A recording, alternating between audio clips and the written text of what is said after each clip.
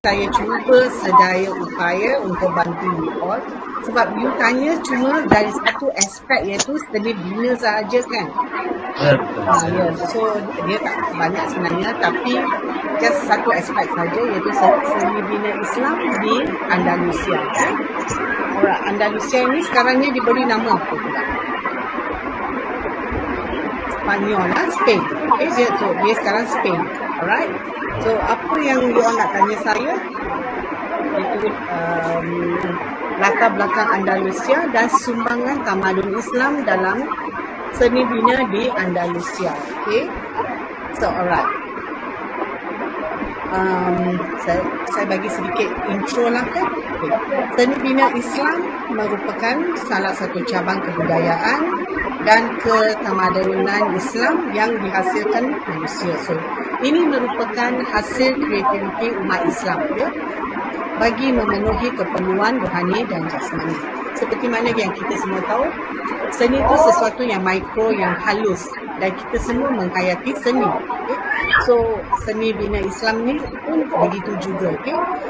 Dan seni bina Islam ini berkembang pesat di Andalusia. Okay? Terutama pada zaman dinasti Nasriyah, iaitu pada abad ke-13, di mana telah meninggalkan seni bina agung iaitu Alhambra, okay? Ataupun the artistic genius of Muslim Spain. Kerajaan ini merupakan kerajaan Islam yang terakhir di Andalusia. Maksud saya yang Andalusia, yang betul yang Alhambra tu kan dia di Andalusia tu merupakan sesuatu yang sampai hari ini pun kita boleh bila kita pergi Spain memang tersohor dia punya keunikan seni bina. Okay? Alright. Namun kerajaan ini telah memberikan sumbangan yang membanggakan, khususnya yang berkaitan dengan pembinaan, okay? Kemajuan dan perkembangan seni bina pada zaman ini bukan saja di Granada, okay? Di sekitar Andalusia ni, Granada, Córdoba itu semua sangat famous, okay? Granada, Córdoba, Seville, Toledo semua adalah di Andalusia, tetapi yang sangat menunjukkan ialah Granada, Córdoba, Seville, okay? Kemajuan dan perkembangan seni bina pada zaman ini bukan sahaja di Granada, tetapi di kawasan-kawasan lain juga yang telah diduduki oleh orang Islam Andalusia. Okay? Unsur seni bina Islam dia bertapak di Córdoba dan bandar-bandar lain di Andalusia, di mana meliputi masjid, okay, istana dan taman. Kalau you tengok dalam gambar ke YouTube ke, mesti ada bangunan tu kalau masjid dia dekat tu ada istana, dalam tu ada taman, ada pancutan air. Memang sangat cantik keunikan bangunan di Andalusia. Okay? Alright.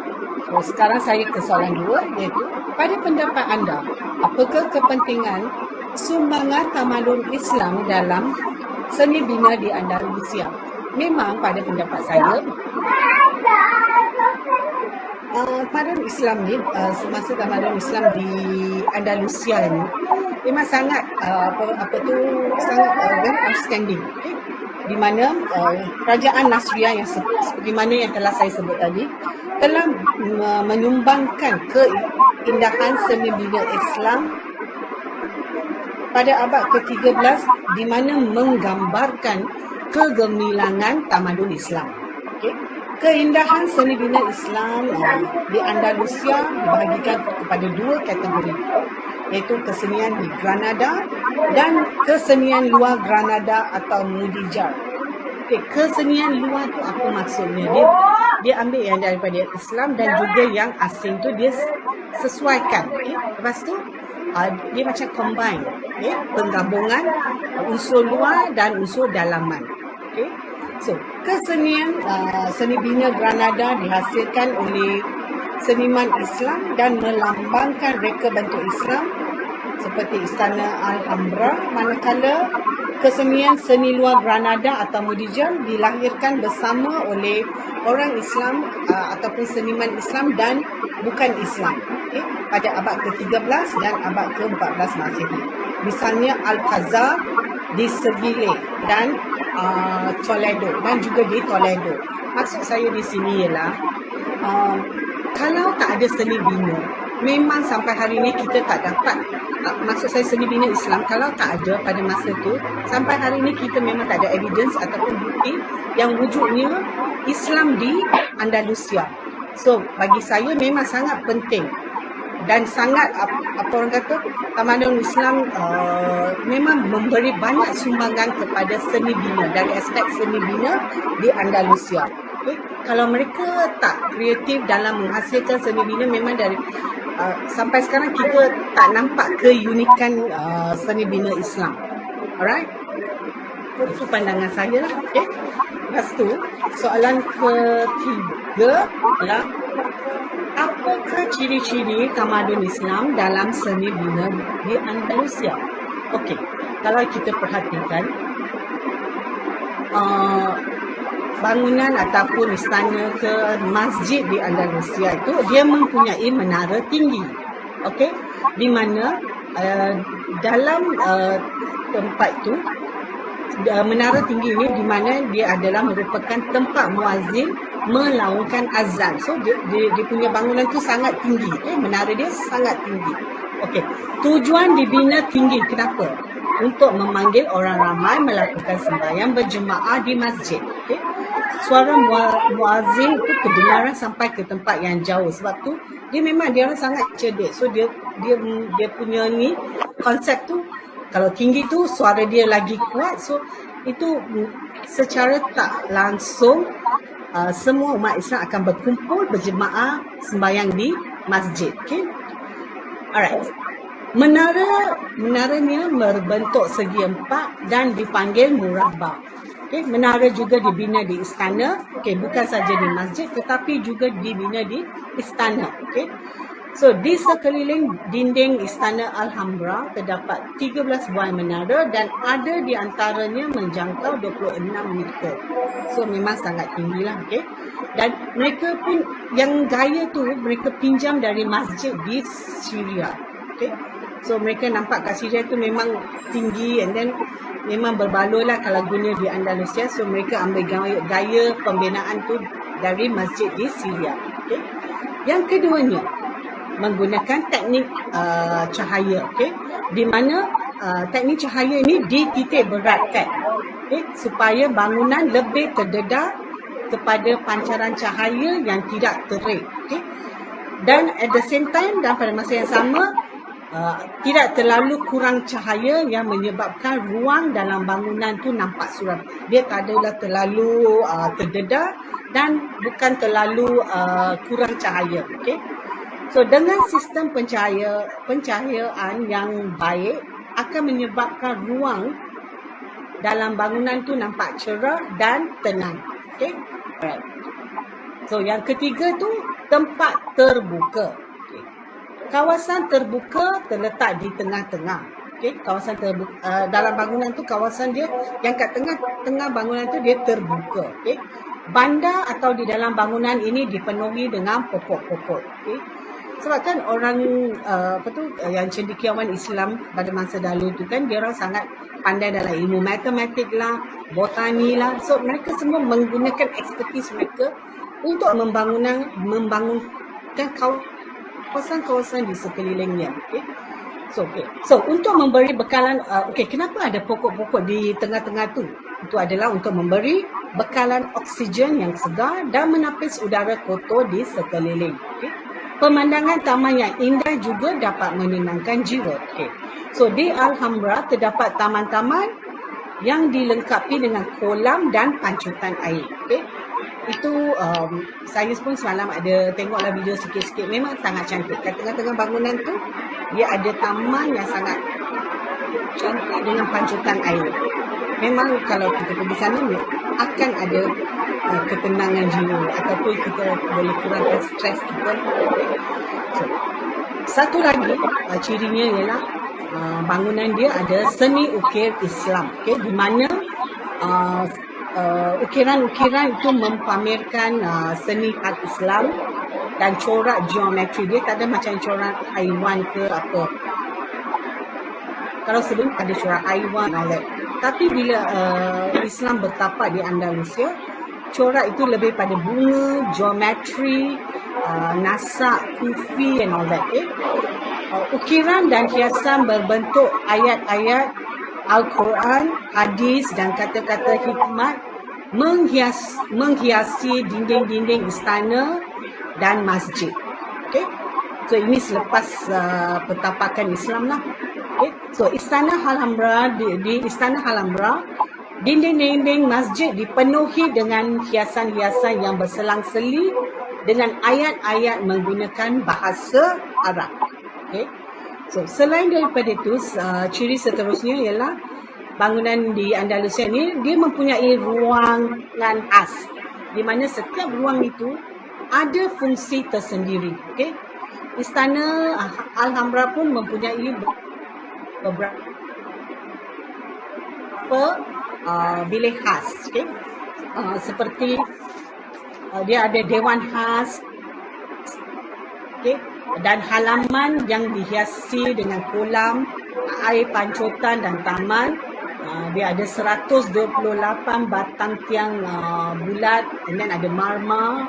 Dia ada ruang persalinan untuk permaisuri dan ada ruang persiraman diraja. Okay? Right? So, itu adalah untuk ciri-ciri. So, saya rasa saya dah sampai ke penghujung. Sebab orang minta aspek sahaja tempatan dan asing di mana menggambarkan ketinggian tamadun Islam. Okay? Lepas tu pada tahun 1492 dan Ratu satu dan itu menampakkan macam kejatuhan Andalusia. Hanya satu aspek saja. So saya ingat apa dia? Aspek daripada segi seni bina pun saya rasa tak banyak juga. Ya, betul-betul. Sebab saya pun ada buat sedikit research lah tentang ni. Sebab dia lebih kepada Form 6. Okay, yang ni ada dalam syllabus Form 6. So saya adalah tengok sikit-sikit daripada tu. Kalau daripada sumbangan dari segi perubatan, ilmu matematik itu memang dia ada banyak sikit lah. Tapi kalau dari seni bina, dia tak banyak lah, sikit saja. Tetapi walaupun sikit, tapi terunggul, tersohor sampai hari ini. Okay, alright. Dan sekarang Andalusia, kita punya bandar tu masih lagi ada wujud sampai hari ini. Memang wujud, tapi nama tu dah tak ada Andalusia. Okay, sebab dia diambil alih oleh, lepas tu kan dia jatuh, lepas tu dia ambil alih oleh orang Kristian. So sekarang nama dia Spain, Spanyol. Okay, alright. Okay, ada apa-apa? Okay, itu sajalah untuk daripada pihak kami. Terima kasihlah sebab sudi memberikan masa untuk mewawancara. Assalamualaikum dan selamat pagi kepada semua. Okay. Sama saya hari ini saya nak ambil Atira binti Jeanette. Saya nak Atira binti Ibrahim.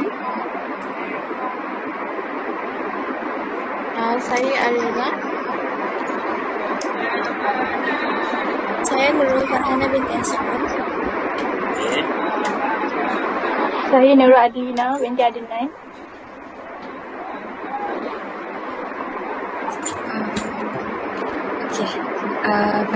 Pada hari ini kita akan lakukan wawancara dan menjemput Ustaz Azman untuk kami bertanya soalan kepada Ustaz.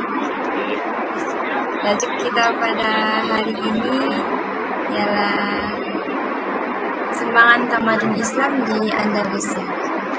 Seperti yang kita tahu, Andalusia merupakan negara yang bersejarah, banyak seni, kostum unggul dan menarik, sehingga kini menjadi tempat pelancongan dan sejarah.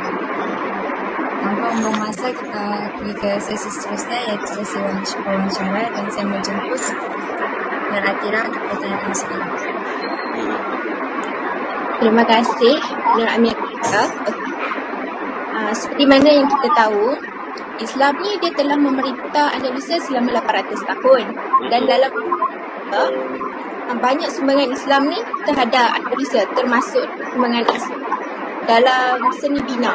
Okey, sehingga kan Andalusia ni dia telah menjadi tempat tumpuan sejarawan dan pelancong hingga kini. Oleh itu, saya ingin bertanya soalan kepada Ustaz. Apakah latar belakang Andalusia dan sumbangan tamadun Islam dalam seni bina di Andalusia? Itu saja. Okey.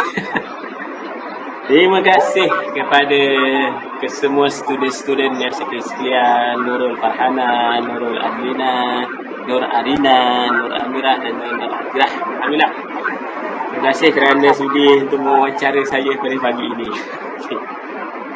Okey, tadi sikit sebanyak Nur Atirah dah cerita sikit sebanyak berkaitan dengan ketamadunan kerajaan Andalusia Spanyol Dulu daripada Spanyol lah penguasaannya. Cumanya kita nak tahu sikit apa cerita perkembangan Andalusia ni. Latar belakang ni adalah dia apabila sampai pada abad ke-7 Islam itu ya. Abad ke-7 Islam itu, Islam dia lebih hanya banyak berkembang di sebelah timur. Ya, dia banyak berkembang pada sebelah timur ya. Malahan dia makin berkembang, makin besar, membuka luas lagi ya. Tapi di belah-belah Spanyol ni belum. Ya, perkembangan tu belum.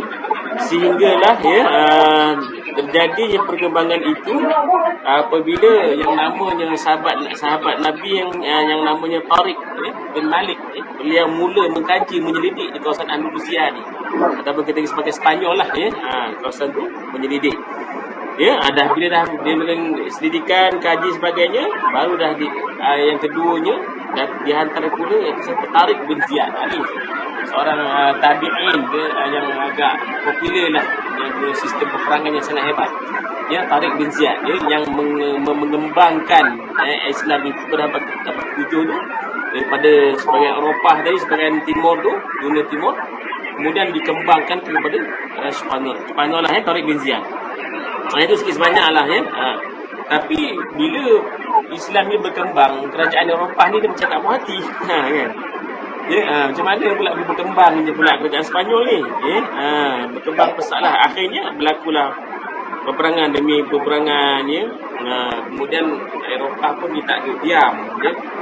Akhirnya dia banyak mengganggu perkembangan yang berada di Spanyol. Akhirnya kuasa-kuasa Eropah ni banyak menombangkan kerajaan-kerajaan Islam ya. Di antaranya di dinasti Bani Abbasiyah, dinasti Fatimiyah habis ya. Kerajaan ini ditumbang di bawah kerajaan Eropah ya. Yang kita tahu macam Byzantium, kerajaan Rom sebagainya, kerajaan Eropah lah pada waktu itu. Ya, cuma kalau kita lihatkan ya, sebab kita lebih perkembangan tu dia lebih hebat lagi bila Andalusia ditakluki sepenuhnya ya oleh pahlawan Islam 3 orang lah yang terkenal lah, yang melalui Islam ya zaman itu yang awal Tariq bin Malik dan Tariq bin Ziyad, seorang lagi namanya Musa bin Nusair. Ini 3 orang pahlawan yang memegang peranan penting dalam perkembangan berlakunya perluasan kuasa di kawasan Spanyol. Itu sikit banyaklah. Kalau kita bersejarah ni kan, kita dengar sejarah kadang ngantuk-ngantuk je. Sebab sejarah ya. Okay. Cumanya perkembangan lah kita tahu bila dikaitkan dengan seni bina ya. Bila dikaitkan dengan seni bina, betul. Dua negara seni bina yang sangat hebat. Satu Andalusia dan satu India. Ya, ketamadunan yang sangat hebat di dalam seni bina adalah Andalusia dan juga India. Jadi pengaruh ketamadunan apa sebab punca pengaruhnya? Ya, sebab kita kena ingat bila kita bincang dalam sudut Islami ni kan, kita tak boleh lari daripada keagungan seni bina ni, tak boleh lari. Ya, jadi termasuklah kerajaan Andalusia ni ya. Ukirannya, seni bina, khatnya, tulisan Arab itu ya, bangunan sebagainya lah ya. Teknologi, seni lukis dan sebagainya itu kita tak boleh lari lah kalau kita bincangkan ya. Jadi bila kita lihatkan perkembangan kerajaan Andalusia ini ya, bila di sudut seni bina, Ya, maksudnya dia punya terpengaruh ada memang dimasuki oleh unsur-unsur Islam. Dia tidak tak nafikan ya, dimasuki unsur Islam. Cumanya dia ada penggabungan ya. Unsur-unsur tulisan itu, unsur-unsur seni bina dia, bangunan dan sebagainya, contoh macam Al-Hamra, Aisyah Al-Hamra ya. Dan sebagainya kalau kita tengok di Andalusia tu. Maka sikit sebanyak unsur-unsur itu, unsur seni bina itu dia terpengaruh dengan bangsa-bangsa Parsi, bangsa-bangsa Romawi ya. Turki sedikit, Byzantin sedikit lah ya. Jadi digabungkan benda-benda tulisan-tulisan itu, dimasuk unsur tamadun Islam sikit, ada terpengaruh dengan Parsi sikit, Rom sikit, Turki sebagainya.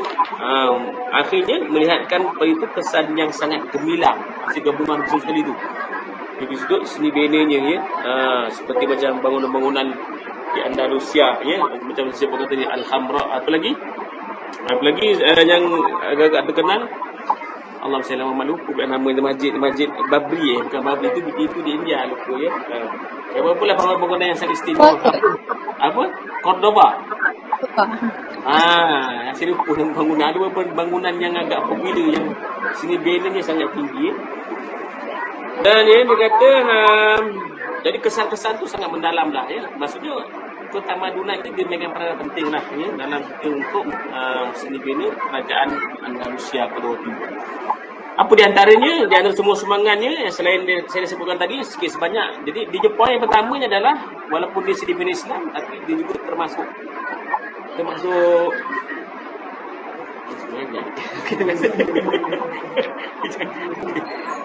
jadi yang ada iklan. Okey. Dia mesti iklan juga. Ada rekod ke berita Kata masuk rekod dah juga. Ya alangnya pula aku tak cakap. Okey. Tadi yang saya ulang balik. Jadi keyword yang pertama adalah selain daripada ketamadunan Islam tu, dia termasuk unsur-unsur seni bina tu daripada yang sebutkan dengan Parsi, Rom, Turki, Byzantin dan sebagainya. Baru dia membentuk satu seni bina yang sangat hebat. Keduanya, ketamadunan Islam juga yang peranan penting. Di antaranya adalah ya, dalam seni bina rumah-rumah ibadah, masjid, surau seumpamanya. Ya, maksudnya dia ada ciri-ciri yang tersendiri. Apa di antaranya? Ruang udaranya, keselesaannya semua dia ambil kira. Ya, kan maksudnya dari segi sudut keamanan, ketenteraman itu dia ambil kira lah dalam seni bina terutama kerajaan Andalusia. Keduanya dari sudut ukiran, hiasan, tulisan-tulisan khat di Masjid Cordoba, lupa namanya Masjid Cordoba. Ya. Kan ya. Al-Maghrari ni juga salah satu nama tempat juga ya. Yang kecantikannya sangat istimewa ya, sebab dia terpengaruh, macam saya cakap awal tu, dah dipengaruhi oleh bukan Islam saja. Seni bina tu dipengaruhi oleh yang lain, di Parsi, Rom dan sebagainya lah, diambil, dicedok-cedok sudah ya. Jadi dia kata di Masjid Cordoba ini akhirnya menunjukkan satu seni reka, seni bina yang sangat takjub. Sampai sekarang memang orang semua hebat dia kata. Seni binanya sebenarnya. Tapi dia masih mengambil elemen-elemen ketamadunan Islam tu masih ada. Ya, peranan asli dimainkan lah ya. Ketiganya reka bentuk bangunan.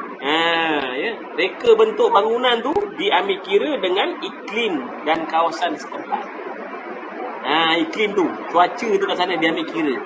Sejuk ke, panas ke, ya.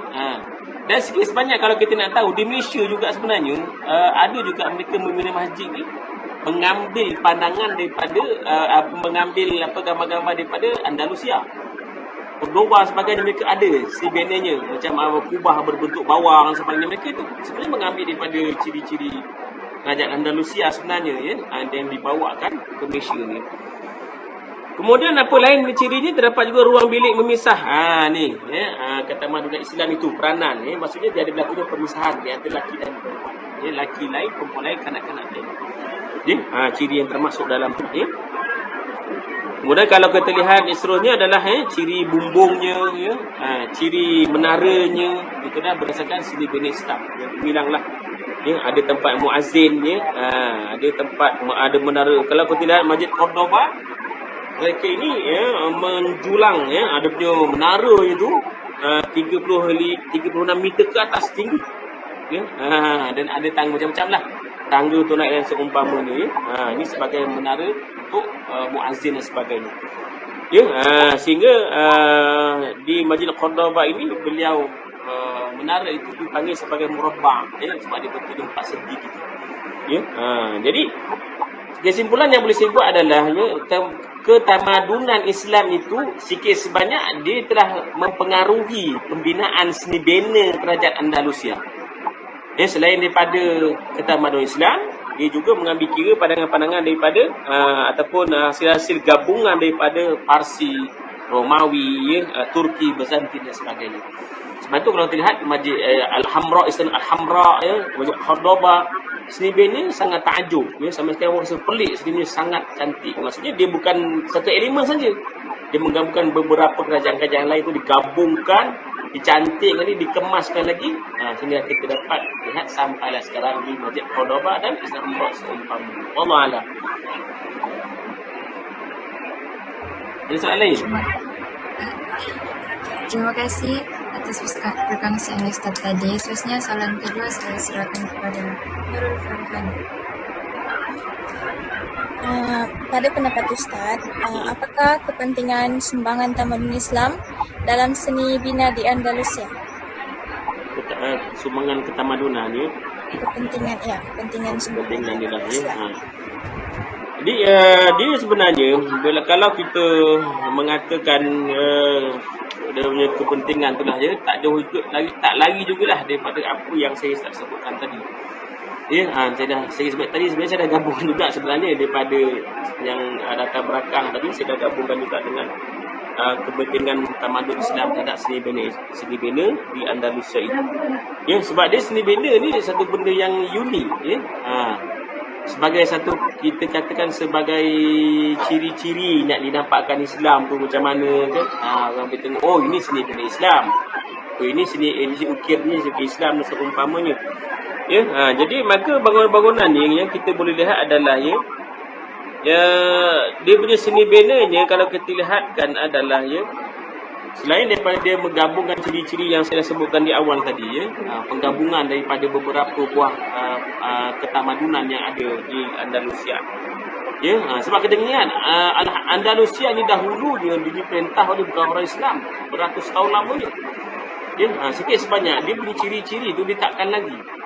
Sehingga sekarang pun kalau kita lihat di Andalusia ya, apa ada di Spanyol dan sebagainya, bila walaupun ada yang masjid yang berjaya ada yang gereja yang berjaya ditukar menjadi gereja ya, tapi mereka masih mengekalkan ciri-ciri tu. Ya, mereka tak buang. Ya, kan ada yang gereja yang ditukar menjadi masjid macam Hagia Sophia kan ya. Tu yang mereka, kalau di sebahagian tu kawasan Sepanyol takluknya agak besar ya. Jadi mereka tak membuang dia punya identiti walaupun dulu bekas gereja kan, tapi bila Islam menakluki mereka tidak buang benda itu. Jadi di antara dia kata apa ya, perkembangan ilmu ya, perkembangan selain daripada perkembangan seni bina itu ya, yang kita garapkan, yang kita hasilkan ya, daripada perkembangan tamadun Islam ya. Jadi di antara lainnya adalah dia kata apa ya, seni bina ni ya, saya bacakan sedikit pandangan lah ya, ada beberapa pandangan mengatakan dia kata seni bina Islam ni bergabungan unsur daripada kerajaan-kerajaan yang lain ya, yang saya sebut awal tadi sebutkan gabungan tu. Keduanya mereka ini berjaya menggabungkan elemen seni bina tu adalah dia kepada macam jasmani dan rohani punya gabungan tu. Ya, maksudnya bukan hanya melihat pada sudut dalaman saja masjid tu, tetapi berjaya juga digabungkan dengan luarannya juga. Ya, maksudnya boleh dilihat dari sudut persekitarannya, ya, persekitaran kawasan itulah ya, kawasan kerajaan Andalusia pada waktu itu. Di antara konsep lain ni yang dipakai ketamadunan itu adalah ya, dia kata meliputi di Cordoba, kawasan Cordoba itu ya, sebab dia seni bina yang paling kita boleh lihat dengan jelas banyaknya di kawasan Cordoba. Di kawasan lain ni kita ada lah juga tapi tak berapa sangat. Di kawasan Cordoba itu memang sangat-sangat terkesan ya, istananya, bangunan-bangunan yang adanya, masjid, taman dan seumpamanya ya, mereka hias dengan perhiasan yang sangat baiklah ya. Kemudian dia kata apa ya? Untuk membuka ya, ketika membuka suatu bandar, maksudnya apabila kerajaan Andalusia ni ditakluki oleh orang Islam, mereka pertama membina masjid lah. Ya, masjid ataupun di sekitar bandar. Dulu memang kurang ya, tak ada zaman-zaman yang diperintah oleh kuasa-kuasa barat ni, tak ada. Tapi bila kerajaan Islam mengambil alih, mereka mula membina masjid tahu, tapi berciri kan apa yang dinamakan sebagai seni bina lah ya, yang disebutkan tadi. Jadi dia punya, kita berbalik pada soalan tadi, sumbangan itu memang tak jauh lah seperti mana yang saya sebutkan awal tadi. Maksudnya dalam elemen-elemen pembangunan mereka tidak mengenepikan ada unsur-unsur Islamik ya dalam beberapa seni rekanya. Kita kena ingat bila kita sebut Islami saja, tak lari daripada menara ya, tak lari daripada seni ukir khat-khat tulisan Arab tu. Ya, ada tak lari daripada tu. Ya, tu dia punya keistimewaan dia, kubah ya. Separuh bawang ke separuh bawang ke macam-macam lah dia punya namanya ya. Ada bulan sabit, bintang seumpamanya, itu maksudnya dia punya seni ukirannya dia terpengaruh dengan ketamadunan yang dibawa oleh Islam. Di samping itu juga ya, dalam masjid ada pemisah yang saya sebutkan tadi, lelaki dan perempuan ya, ada tempat-tempat khas untuk wudu seumpamanya. Itu juga mengambil kira pandangan-pandangan daripada ketamadunan Islam yang dibawa. Ya, itu sikitlah ya yang berkaitan dengan sumbangan-sumbangan ni. Wallahu alam. Ada soalan nak tanya lagi? Okey Ustaz, untuk soalan ketiga, apakah ciri-ciri utama tamadun Islam dalam seni bina di Andalusia? Okey. Ciri-ciri utamanya ya. Ciri-ciri utamanya ada beberapa ciri utamalah ya dalam seni bina ya. Selain daripada yang saya sebut awal tadi, pengaruhnya itu, ada ciri yang agak diperinci ataupun konsep yang dibawa ya, dalam seni bina kerajaan Andalusia ya, pada abad ke-13. Ni abad ke-13 ni sangat hebatlah zaman ni ya. Zaman Islam sangat tinggi. Okey, ni di antara pandangan beliau ya, pandangan penulis-penulis ahli sejarah ya, beliau menyebutkan sejarah Andalusia ni terutama dalam seni bina. Selain dia kata konsepnya, selain daripada yang pertamanya konsep, yang penting adalah yang pertamanya kata konsepnya seni bina Islam itu sendiri. Ya, seni bina Islam itu ya. Kalau kita di Malaysia ni pernah pergi ke Museum Kesenian Islam, pernah pergi tak? Ya, dia punya ukuran-ukuran, dia punya tulisan-tulisan yalah, khat sulus ke khat apa, rek'ah sebagainya lah. Ya, tu. Ya, ini maksudnya kesenian ni dia tak jauh daripada benda yang macam itulah, seni-seni yang sangat hebat. Keduanya, cirinya juga agak penting di pembinaan kerajaan Rusia ni adalah pertama, keduanya adalah mempunyai menara. Dari awal saya sebutkan tadi. Ciri dia tu keduanya dah dia bangunannya itu ya, terutamanya masjid, dia ada menaranya. Dan ciri ini juga dipengaruhi ya, dipercaya dibawa oleh seluruh umat Islam seluruh dunia. Kalau terlihat negara kita sendiri pun ya, masjid mesti ada menara.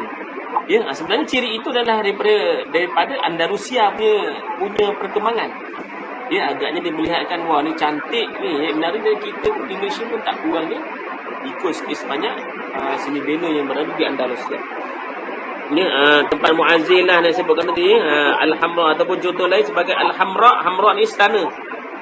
Ya, Hamra ni adalah istana Al-Hamra ya. Sangat cantiklah istana ni. Jadi bukan hanya pada masjid surau saja ada menara, tapi di istana pun juga nak menunjukkan elemen-elemen yang ada Islamik itu ya. Kemudian yang ketiganya, ciri ataupun konsep-konsep seni bina kerajaan Andalusia adalah mereka menggunakan konsep teknik pencahayaan. Ya, keluar masuk cahaya tu. Udara tu macam dia ambil ciri. Ya, saya tak ingat masjid mana di Malaysia ni ya, yang dia sistem dia punya sistem penghawa dinginnya dia tak pakai aircon pun. Cuma dia menggunakan sistem yalah keluar masuk angin tu dah ambil kira. Masuk kot mana, keluar kot mana tanpa memakai penghawa dingin. Saya lupa masjid wilayah tu saya tak ingatlah atas bukit. Atau memang sungguh cantik. Jadi ini pun juga ciri-ciri sebenarnya telah berlaku di kerajaan Andalusia dulu. Lagi dah buat dah sebenarnya. Ya, tak perlu ada aircon, tak perlu ada apa kan ya, kipas yang besar kan, kipas kilang yang besar tu. Tapi cukup mereka sistem membina itu menyebabkan angin masuk dengan baik, keluar dengan baik. Cukup sejuk dah Dan ini juga jadi dikata kalau macam Al-Hamra sana Hamra tadi ada lebih kurang 13 buah menara. Jangan main dia. Sebab semata-mata nak menunjukkan ciri-ciri dia itu Islam. Maksudnya teknik pencahayaan tadi lah maksudnya kalau waktu siang tak perlulah nak buka lampu juga. Sebab kalau kita lihat seni-seni benda yang lainnya, kadang siang pun tak nampak, betul tak? Kena buka lampu. Kan baru nampak. Tapi di pembinaan seni bina di Al-Hamra Andalusia ni, jadi mereka banyak lebih mengenai pencahayaan kat siang tak perlu buka lampu. Lepas tu di bangunan itu dilihatkan sentiasa tenang, sentiasa cerah, sentiasa kering dan seumpamanya. Ni dari sudut teknik dia. Dia samalah macam kalau kita baca apa tu namanya sejarah Ashabul Kahfi tadi yang mereka tidur dalam gua tu sebenarnya. Kenapa dia boleh kering? Mayat tu dia boleh mayat tu dia awet tu. Dia tak busuk tak apa. Kenapa dia macam situ? Sebab tempat yang duduk yang dalam gua yang dimasuki itu adalah dia memakai konsep pencahayaan yang baik. Maksudnya cahaya matahari masuk kena kat dia punya mereka-mereka tu yang tidur dalam gua tu tak berbau sesekering je. Malam udara masuk begitu. Sama dengan konsep bina di Andalusia pun dia kurang sama juga. Mereka ambil kira tu cahaya masuk, cahaya keluar, angin masuk dan semua mereka ambil kira semua. Yang keseluruhnya adalah tempat terbuka taman ini disebutkan tempat yang terbuka atau taman dalam bangunan. Ini konsep keseluruhnya seni benanya. Sebab tu tak peliklah orang kata Hamra ni ataupun Masjid Cordoba ini sangat-sangat cantik. Sebab dia konsepnya adalah konsep bangunan itu di dalam taman. Dan ini juga sebenarnya dibawakan dekat negara kita. Berapa banyak negara kita yang konsep masjidnya di dalam taman, betul tak? Ada pokok bunga, ada terjun dan macam-macam. Ada landscape yang cantik ada. Jadi ini juga sebenarnya adalah dipengaruhi oleh kerajaan Andalusia sebenarnya. Jadi mereka lihat, ada konsep taman, air terjun. Jadi air wuduk tu digunakan semula untuk singgah pokok seumpamanya tak memasjid itu. Ini konsep dah Bila dia konsep dalam taman masjid bangunan tu dalam taman, secara tak langsungnya pokok-pokok ni membekalkan oksigen, betul tak? Ni dia punya bagusnya. Kan, bukan oksigen yang segar pergi semangatlah kita kan. Taklah bau kacing macam Kemudian selain daripada itulah seluruhnya adalah seni ukir kelimanya seni ukir Islam. Seni ukir lah kita bincang panjang lah seni ukir. Seni ukir ni bukan semua orang yang boleh mahir seni lukis seni ukir. Ada yang pakai seranik ataupun pakai kayu. Kita di Malaysia lebih banyak ukiran pada kayu. Kan kayu kita, tapi di beberapa sana di Andalusia mereka ni banyak berkemahiran melukis menggunakan seranik. Sangat hebat sangat hebat kita pun tak terlawan lah, punya teori sangat hebat. Maksudnya seni ukir ni dia lebih kepada bila melibatkan Islam, seni ukir bila Islam lebih kepada seni ukir Quran juga, Quran, hadis-hadis Nabi. Itu yang berlaku di Hamra, ada di Cordoba sebagainya. Jadi mereka penuhkan dia punya perkisaran mereka ini dengan ayat Al-Quran dengan berserang-serilah dengan tulisan Arab dan seumpamanya. Ni kita di Malaysia pun tak jauh jugalah kan, ikut juga cara kerajaan Andalusia ni sebenarnya. Meja-meja kita pun banyak ukuran-ukuran dan seumpamanya, Al-Quran seumpamanya begitu Kemudian lainnya adalah mereka berpandangan ciri-ciri ini ada ruang-ruang yang khas ruang-ruang yang khas. Maksudnya ruang-ruang pemisah selain daripada tempat pemisah lelaki dan perempuan sembahyang tadi, adanya dewan besar, adanya ni kan ni saya baca sejarah ni mereka mengatakan adanya bilik khas untuk imam, ada bilik khas untuk bilal, ada bilik mesyuarat, ada khas tandas, semua ada. Ruang persalinan seumpamanya semua ada. Ciri ni dah diilhamkan dulu zaman kerajaan Andalusia dulu. Tapi ciri-ciri juga dibawa masuk ke kerajaan kita Malaysia. Betul tak? Masjid kita kan sama juga. Ada surat, ada ruang untuk tanda, untuk semua ada. Ya? Jadi maksud kita dah mengambil ciri-ciri kerajaan Andalusia tu lama dah kita bawa sebenarnya. Kita praktik dekat Malaysia dah digunakan. Ya?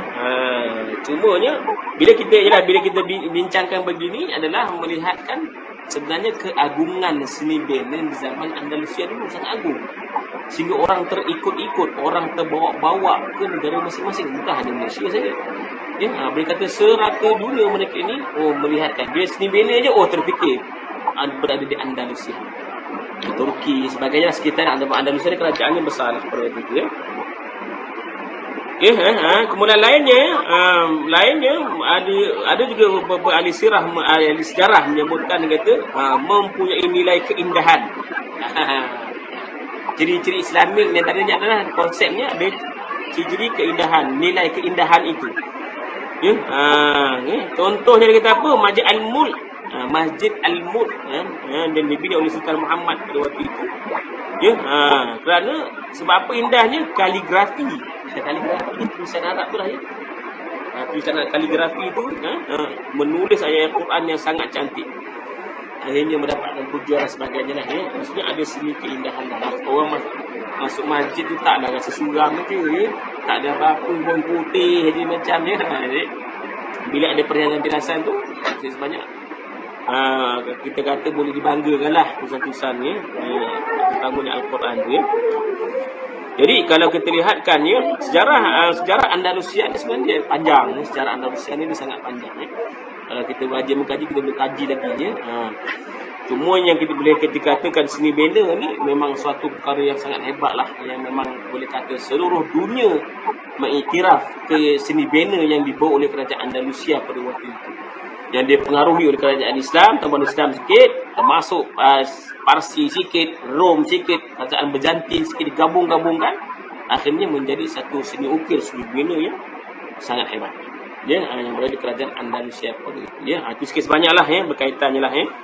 Yang kita boleh katakan ya, seni bina yang sangat canggih lah kita kata ya, di zaman dahulu, tetapi menjadi contoh pada seluruh dunia, bukan hanya negara kita saja ya, Indonesia ini. Wallahu a'lam. Yang lagi nak tanya? Terus sudah. Okey. Terima kasih atas perkongsian Ustaz pada hari ini, kerana perkongsian Ustaz dapat menambah ilmu kami. Okey. Terima kasih Ustaz. Okey, sama-sama. Semoga berjaya lah.